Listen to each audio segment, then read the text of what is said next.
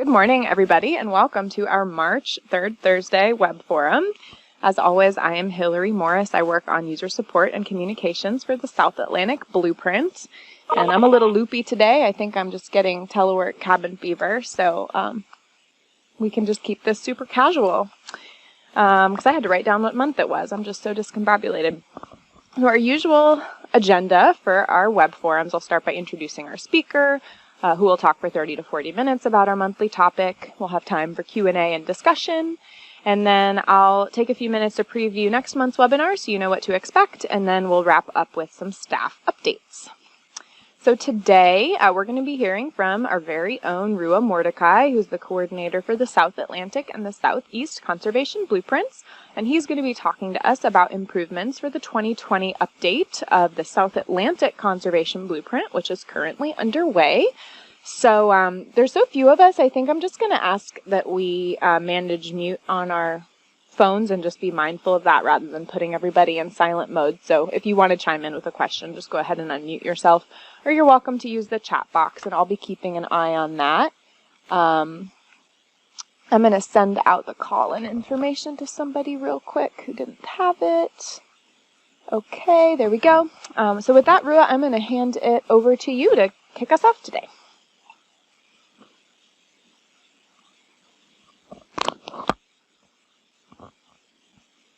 All right, sounds good.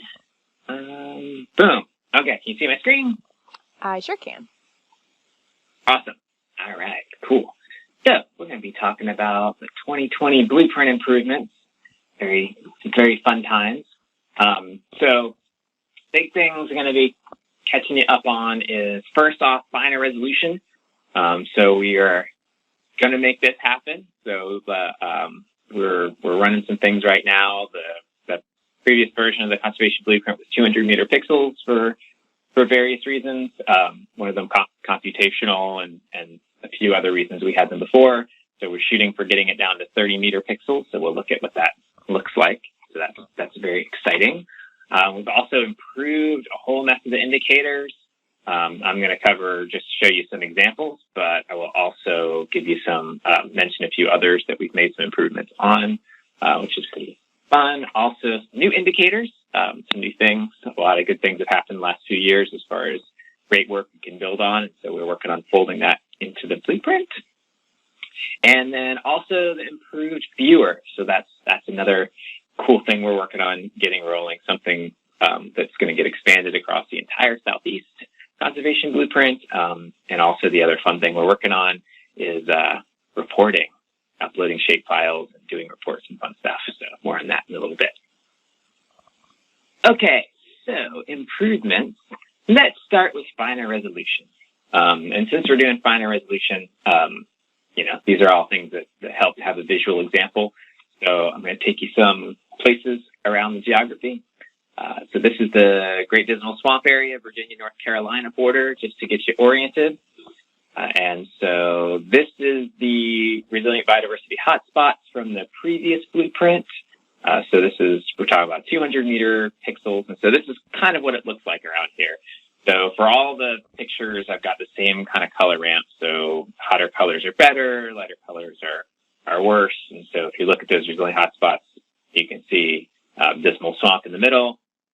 And you can also kind of see the pixels around the roads in various parts of impacted areas around the cities. So this is the input for these data at 200 meter pixels from the previous blueprint. And then this is what it looks like at its original 30 meter pixel version that we're using now in the blueprint. So just kind of going back and forth here, you can see the general patterns at that coarse level, but there's a lot more nice resolution and information once we get this down to 30 meter pixels. So this is will give you a visual idea of the difference between 200 meters and 30 meter pixels in that context. So, hey, can I ask you a quick question? Yeah, shoot. So we saw a presentation yesterday that Yvonne Allen did with the Corps on different types of imagery and stuff. And based on what I learned from her yesterday, I'm assuming these are the false colors because the real colors you can't see water and other things. Would that be true? Oh, sorry. This is one of the indicators. So this is the Resilient Biodiversity Hotspots indicator. So it's taking land. Okay, so this is not an imagery from. Yeah. Okay. Yeah. Sorry. No, this is not an imagery. This is an indicator. So the hotter colors are basically areas that have a combination of local connectedness and landscape diversity that are likely to support biodiversity not just now but into the future. So this is their sort of the resilient terrestrial analysis from TNC. So okay, good. The darker areas are better. Yeah, sorry about that. Going from the pictures. Yeah, so that's the difference in how we're using the different data sets. So the ones where we can get, where we have finer resolution, we're working on moving them down to finer resolution. Some we don't have finer resolution in this blueprint, but when we have it available, we're trying to get down to those more detailed pieces. So this is just one of the indicators. But yes, it suddenly, once you start looking at 30 meter pixels, it starts looking like false color imagery. Okay, yeah, and feel free to ask questions as we go. We'll stop at the end, but we got a small group. That works. All right, so that's an example of what we're doing with improving some of the existing ones, with the finer resolution, of our inputs. Now I want to give you an example of one that's been on our hit list for a while to improve, which is, I kind of put in air quotes, the one we're getting at for patch size. We're taking a different approach for this new version of the blueprint. So one of the original metrics, this is the landscape indicator that we use. So we're now in the southern part of North Carolina around Lake Waccamaw State Park. This is actually imagery, just so you can kind of see what the actual landscape looks like.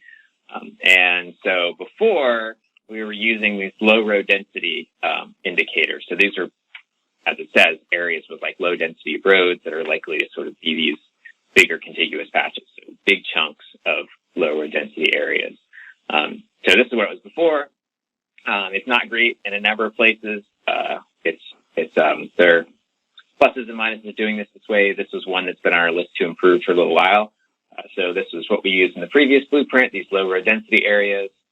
And this is the new updated version that we're using from Esri's intact habitat cores. This is from the Green Infrastructure Center that got contracted through Esri.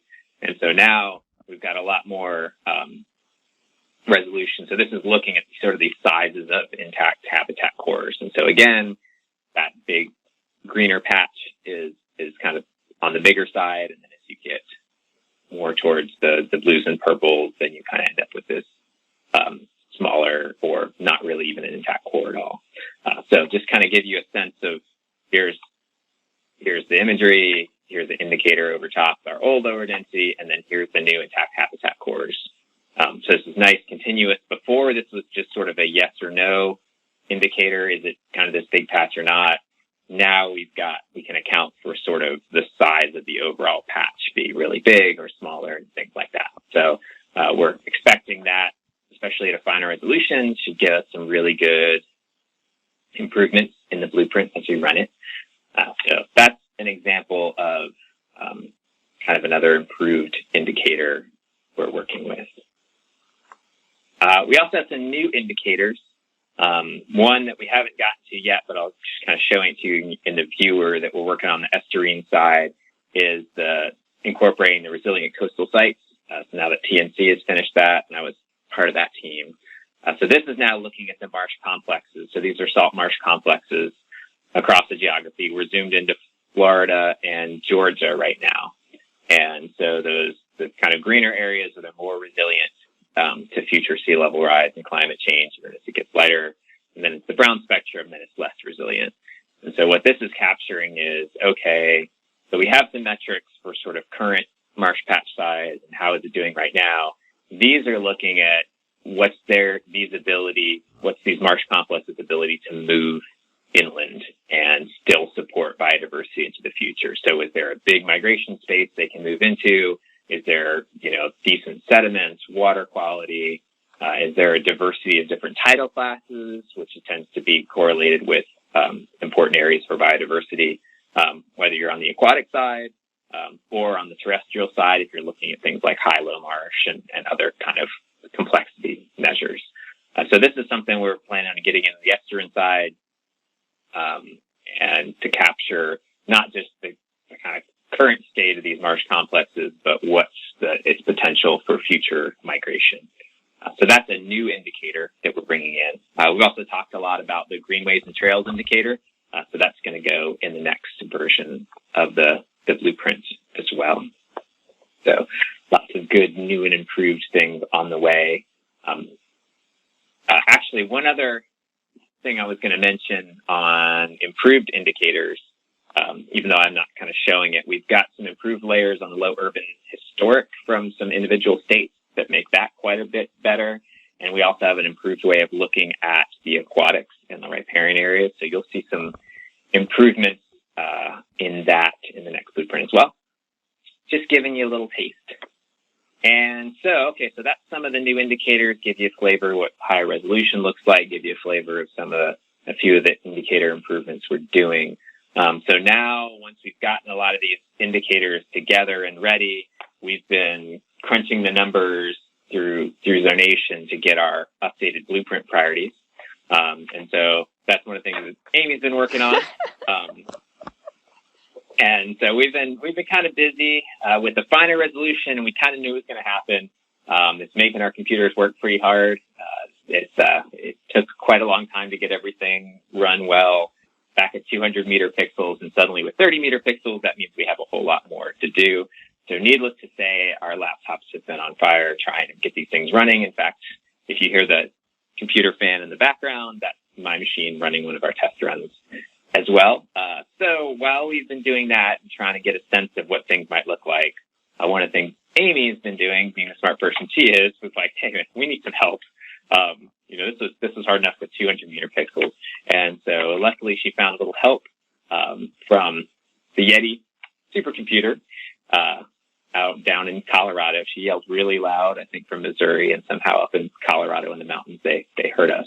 And so one of the things she's been working on is getting this running on the Yeti supercomputer. So we've tried supercomputer stuff before. The way they were set up at NC State and other places didn't really speed up our zonation runs.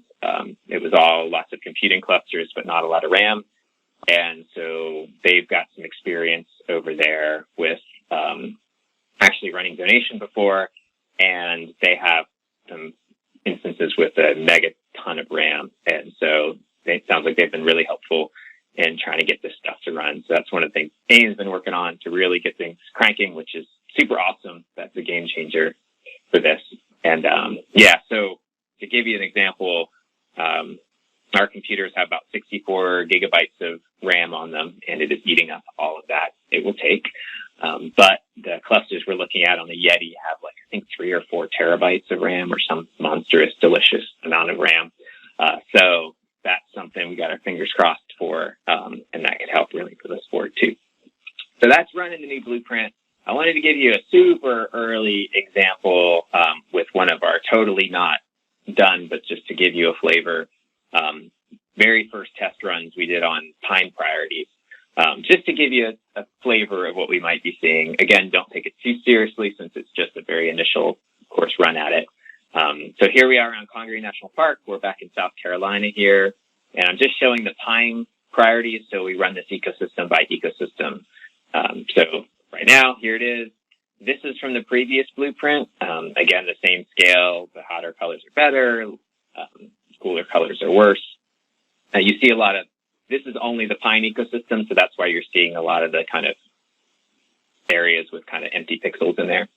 But so I wanted to point out, okay, this is what the previous blueprint looked like on this. And then this is one of our super draft earlier runs on the pine ecosystem. And so I'm just going to go back and forth here. The most interesting part is in the southern here. One thing, again, we're going to see how all this plays out, but you see a little better capturing so far of the bigger patch that Congaree National Park is part of. So being this redder color, that's a higher priority than it was in this one. Also, the big thing is you can start seeing what's going on in these areas where it's more fragmented by kind of human use and roads. So here you can kind of squint and see, there's some lower value stuff going on here. And then now you kind of get a little bit more resolution. So again, don't pay too much attention to the exact patterns we're getting, but maybe this is kind of what we might see as we start getting a little bit new indicators and finer resolution runs. The other thing that you might see is that there's some variation. So these greens are a little bit lower priority area in that part of the patch. It didn't come out before. And so I was kind of looking at these the other day. So if you pull one of these out, like, what's going on? Is that an aquatic? Is that what's going on? You pull that out and, well, here you go. Here it is on the aerial. So this is basically somebody's house where they cleared out this big old field right up next to the Congaree River. And so that's the kind of impact that's pulling up. And so that little line, green line right there, is the clearing due to the road that they put right through there. So we're starting to get some nicer, finer resolution kind of things. And you can kind of see also, this orange pixel is about the size of a 200-meter pixel. And so it's very different as you start getting into these 30-meter pixels, the level of stuff we can pick up in the blueprint. So that's, again, super early drafts, but what we might see coming up to the next one. And the other thing it had is the improved blueprint viewer. So a number of you are probably familiar with the kind of South Atlantic blueprint viewer we have right now.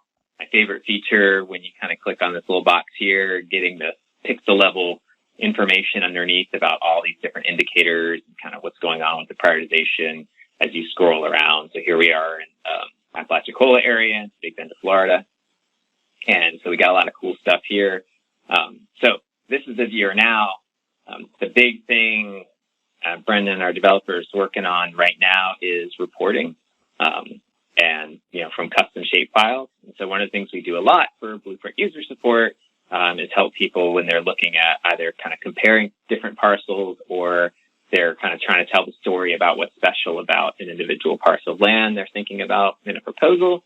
And so we do a lot of that sort of mapping and language and kind of summarizing and reporting numbers for folks on those parcels. And so now we're trying to basically automate that. So, you could upload your own parcel and you could get kind of summaries and reports and benefit from the few years of experience we've had working with folks and figuring out the right wording and messaging and stuff like that. So we're still going to help people with user support. That's still just as important. But we can spend a little more time curating the indicators and adding additional information and helping people tell their stories. And then folks that may not want to reach out to us, but may want to get some information from the blueprint on their different parcels, they'll be able to use it as well. So that's something we're working on. Very hopeful on that front, especially as we've been getting a lot more and more blueprint users. The more and more things we can help make it scale, the better. And then the last thing that we're working on is expanding this sort of simple viewer approach to the entire Southeast Conservation Blueprint. So that's the idea being like, okay, here you are in the South Atlantic, but if you keep going far enough north or west, or, now suddenly I'm in Missouri or Alabama, you'd be able to look underneath the hood with the blueprint inputs that come from those regions and also see those as well and see, okay, what's the indicators, why is it a priority, and these different things. So that's for the whole Southeast Blueprint we'll be working on as well. So that is something. And now, next steps. So next step-wise, we're planning on having a draft South Atlantic Blueprint update ready for you to check out in early summer. So as we get closer to that, keep your eye out. We'll send out some stuff and probably have some little breakout groups. Probably virtual groups, especially if early summer is still social isolation land. But we can do some virtual groups for people taking a look at it, and that gives us enough time to rerun some stuff and make some improvements based on your feedback. So expect that in early summer. And then the South Atlantic update, we're planning on finalizing that mid-August. That's the deadline for the Southeast Blueprint. So having a complete one that we can switch over to and start using officially. And then a new Southeast Blueprint update, including the South Atlantic update, is due out in October. So we always release that for the Southeast Association of Fish and Wildlife Agencies for SIAFWA. And then also planning on having a prototype Southeast Blueprint viewer in October as well. So that prototype viewer for the whole Southeast Blueprint, we're hoping to have in October, also for SIAFWA. And then it's quite possible that we might have the shapefile and reporting for the South Atlantic blueprint ready before that. We're not sure yet, but that'll be fairly nice. And then the last thing is another South Atlantic blueprint update plus in-person blueprint workshops we're planning on for next year. For a bunch of reasons and various curveballs that have happened, we're not going to be doing workshops. This is normally the time we'd be doing workshops. We'll not be doing workshops this year, but next year we're going to be doing that and also planning on doing another South Atlantic blueprint update next year. We had a lot of cool indicator improvements and stuff we want to try to do, and we couldn't fit it all into this cycle. So we're going to make a incremental update this year and another incremental update next year. So, yeah, that is next steps. So with that, any questions? Yeah, plenty of time for questions if you have anything to ask Rua or the rest of the team. So, Rua, a fair amount, and forgive me, I haven't been able to keep up with all this stuff, so I'm really grateful to sort of be sequestered and getting to re-engage with you guys. Are you seeing any effects of the realignment of the regions having a positive or negative benefit on the work that you're doing? Because I mean, we're covering a really large area. To me, this looks like a pretty positive thing to get some better integration, but I was just wondering what kind of extended contacts or additional data you're getting. So I'd say, I mean, at least the bigger, for the last few years, the focus has been on the entire SEAQUA boundaries, Southeast Association. So that's like West Virginia, down to the Caribbean, west to Texas, Oklahoma.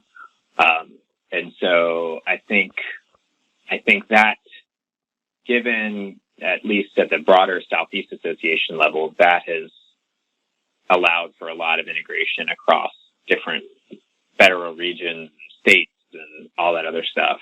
I think we've kind of gotten better at figuring this out. On the South Atlantic side, it's fairly simple because regardless of how people draw their regions, the South Atlantic seems to be in one, no matter what. But I think that has really opened up a lot of integration. It sounds like there's the work we've been doing in the South Atlantic, but also just in the Southeast in general, has really gotten folks in the Midwest and in the Northeast kind of lit a little fire under them and had them pushing a little bigger for these more integrated planning products and things like that. As far as data stuff, I think doing the Southeast Blueprint and making sure we're kind of adding up to something, which was the plan all along, I think we've made some good improvements in how we integrate both data-wise, but also as individuals. If you're on the call earlier, Hillary and I were talking a little bit about the visit up to West Virginia, where the director, Paul Johansson from the DNR, invited some of us up. And so that included Hillary and myself, but also VJ Richards, who's in the Fish and Wildlife Service in the Northeast region. And so I think that was a good, productive example of where we're using Nature's Network for West Virginia, but also kind of tying together the Southeast and CCAS efforts as well for them, kind of using a little bit of each.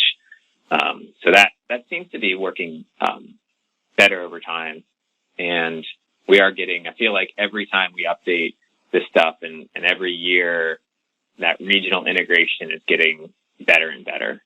Because, I mean, the idea, at least what I've certainly found over the last few years, is like, no matter where you draw your boundaries, someone's going to have a really important question that crosses them.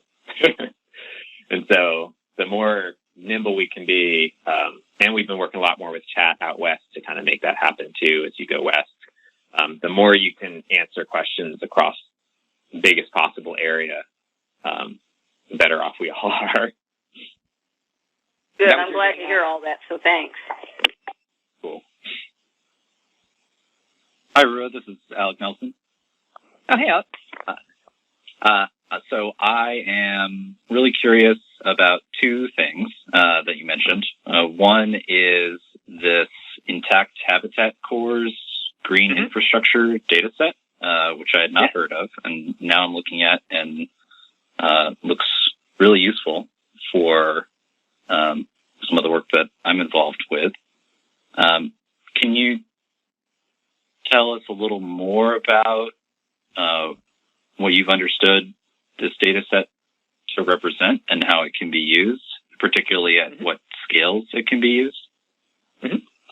Yeah, so I would say we found is that in kind of scoping this one out, this was something that originally, I think that Esri contracted us out with the Green Infrastructure Center as they were trying to develop tools for urban planners. So they were trying to get their sort of like, here's your suite of data and tools that are national that urban planners can sort of use. And so one of the things this group did is they, basically this was one of their data sets they put together. They amalgamated a ton of different information and various rankings and stuff like that in these patches as far as metrics. We're just kind of using the acreage because I think there's some complications with a lot of the other things they threw in there. But it actually, I mean, if you can sort of see from this picture, it tends to, just kind of looking at the aerial imagery and stuff like that, it tends to work pretty well in capturing these patches that aren't fragmented by major roads. So I would say the pluses is like it does capture these patches. One of the downsides is it sort of depends on how you're thinking about these habitat patches. So you can see between these two patches, these are treated as different because they're fragmented by a road. And so as we know, sometimes that road cut is maybe not as hard of a boundary as, it could be, but then it gets kind of complicated how you do it. So I think as far as what we've seen so far with those data sets, they tend to be pretty good on how well they're capturing this kind of finer resolution, especially going on like a 30-meter pixel or something like that. They seem to be pretty good for what they're capturing. They also include open water, so you'll get a big patch around like a reservoir too. So that's a kind of a plus or a minus depending on how you're using it. I'd say one of the minuses of it is that it's not based on the newest NLCD. It's based on the 2011 and not 2016. And so one of the things that Amy worked on is trying to basically rerun this using their data, basically using their tools and their scripts and update it based on the 2016 data because we're not sure. We haven't heard any indication that they're going to redo it. But that ended up being way more complicated than we thought. If you look at the description, you're like, oh, we just do this and this. And then you actually look at it and you're like, oh, and this and this and this and 10,000 other things. And it's kind of funny, Amy speaking here. So I do hope that we're going to be able to do this in the upcoming revision, because after we kind of like poked around and there were so many inputs that we didn't have, so we had to move on to another indicator. But since then, we found out that they are providing those inputs. So that was the really big limitation, is there's like 20 different inputs. And so we're hoping that we'll revisit that in an upcoming version, but not this year.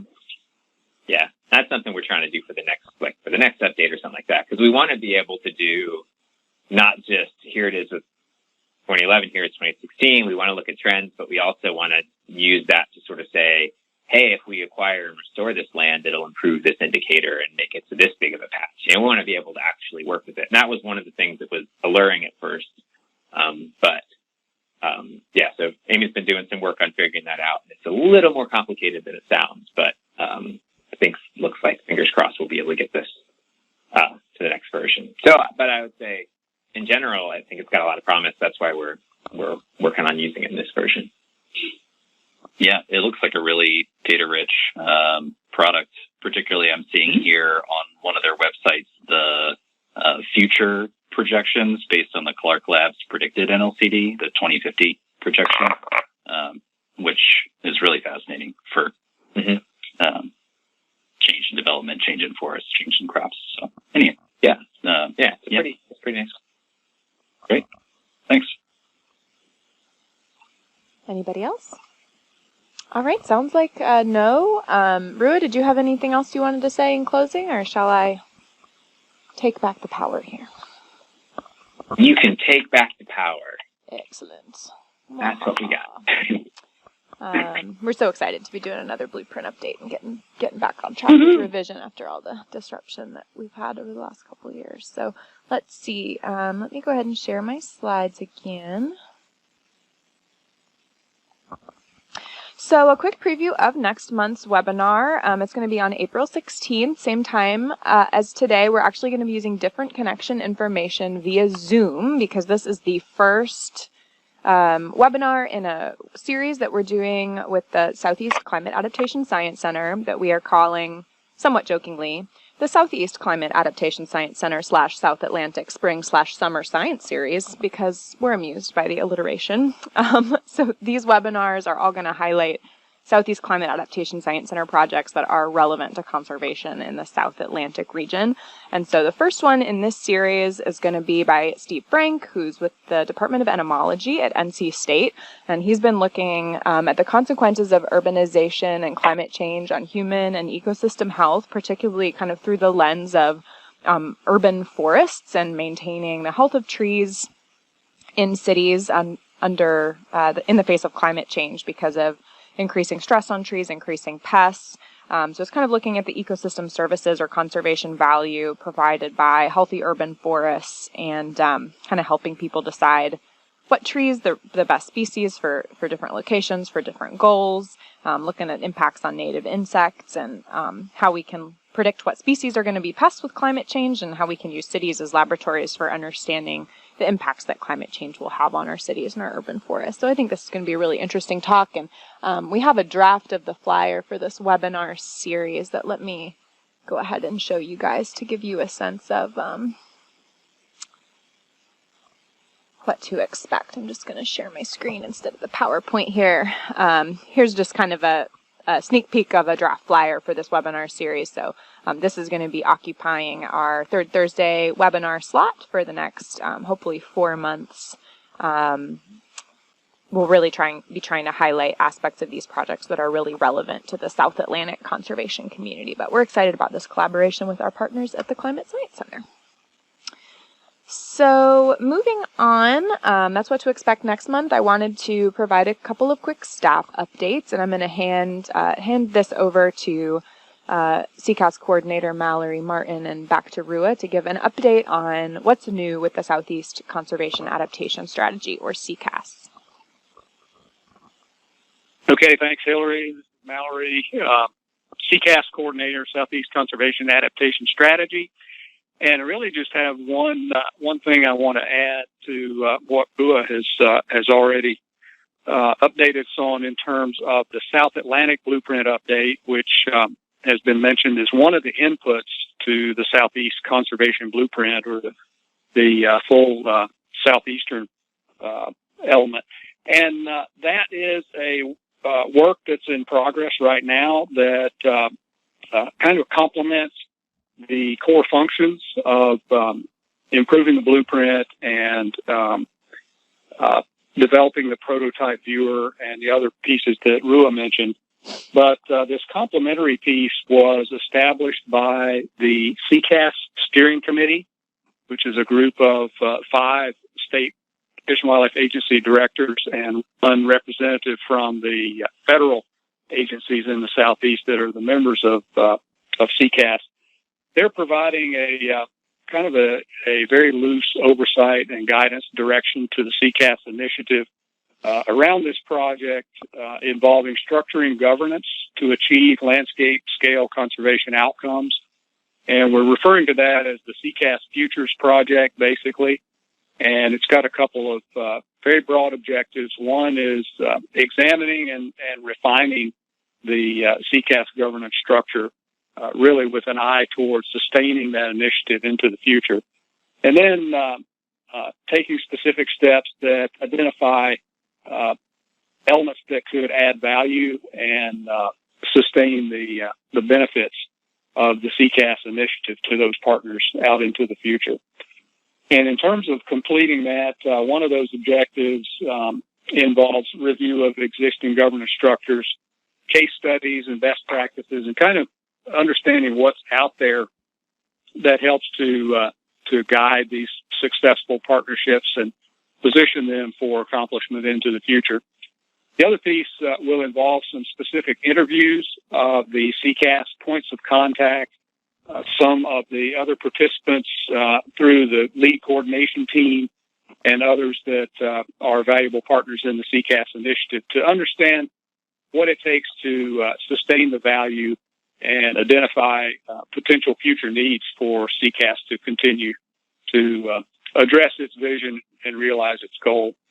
And where we are with this now, we really just gotten the wheels under this project, but we expect to be able to have a preliminary report out scheduled in May when those state directors have their spring meeting, and then final recommendations in October at the CIAFWA conference that Rua mentioned. Several of the other deliverables for CCAS will come about at that time. So assuming that we're able to meet then, we're on track to provide these deliverables, and basically wanted to make you all aware that that CCAS is doing a little bit of long-range visioning and positioning itself for continued accomplishment into the future. That's all I wanted to bring up. I'll be glad to take any questions if anybody has any. Any questions for Mallory?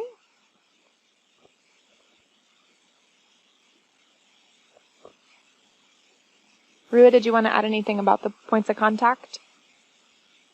Yeah, so we talked about what the new things we're going to try to do this year. So this is some every year with points of contact with state, federal, nonprofit folks that kind of help support that larger governance group. And so basically, other than stuff you've already heard about, Southeast Blueprint, and the governance report and things like that, we're taking on a few other things. There's going to be an update of the Southeast, we call the goal report, which was, we released the first one last year, the recent trends in southeastern ecosystems. And in fact, I will steal this and bring this up here. Yeah, great. So that is up on the CCAS Southeast under the goal. So remember, we set this goal, had everyone agree to this larger ecosystem goal, and with a near-term metric of a 1% improvement, health function connectivity southeastern ecosystems.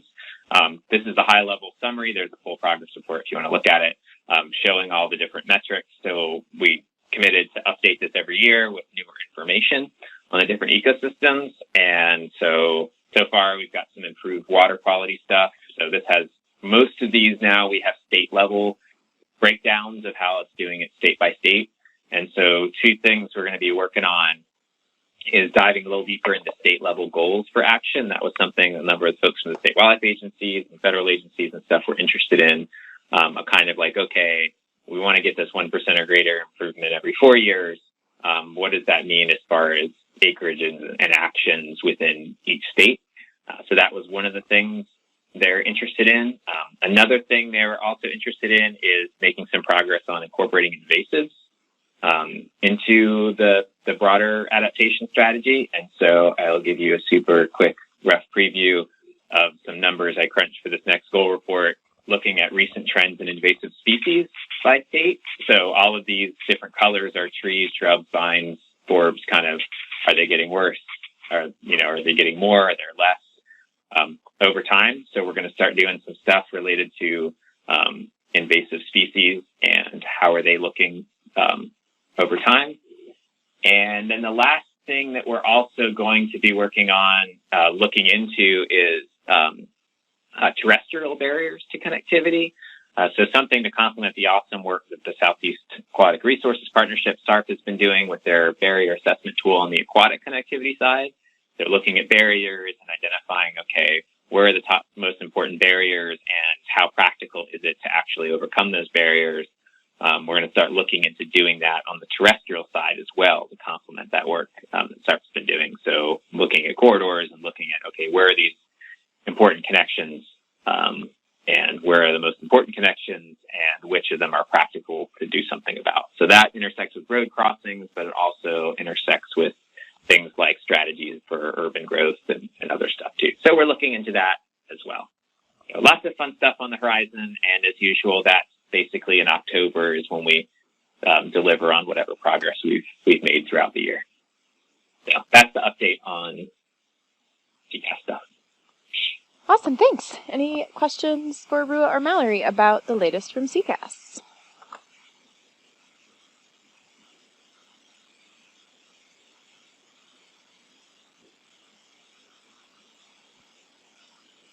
All right. Well, I'm going to just wrap us up with one little closing slide here. I always like to end on this one, just encouraging folks to get more involved in the South Atlantic or the Southeast Blueprint. If they're interested, you can always join the South Atlantic LCC web community at the South Atlantic LCC website. That'll get you signed up for our monthly newsletter and a monthly reminder email about this web forum.